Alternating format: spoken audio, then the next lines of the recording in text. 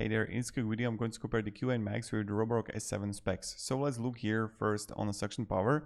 The Roborock QA Max got better suction power comparing to Roborock S7. This is the first thing. The second thing is they both got similar battery life. Then navigation is also similar in both. You can precise light navigation. Then the mopping system is now better for Roborock S7. You can vaporize sonic mopping system comparing to driller or brush, vacuum and mop in one pass. Then the app controls is similar. Now the dustbin capacity, when we go look here, for the Roborock QA Max, what I found is that 770 millimeters, comparing to Roborock S7 is only 470. So this is better for the dustbin capacity for the Roborock QA Max.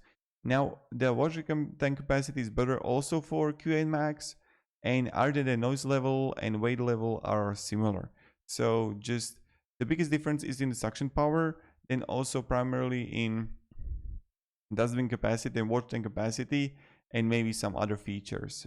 So thank you very much, and I just wanted to make this quick video regarding specs for you. I just hope I gave you a little bit of value. Have a great day and goodbye.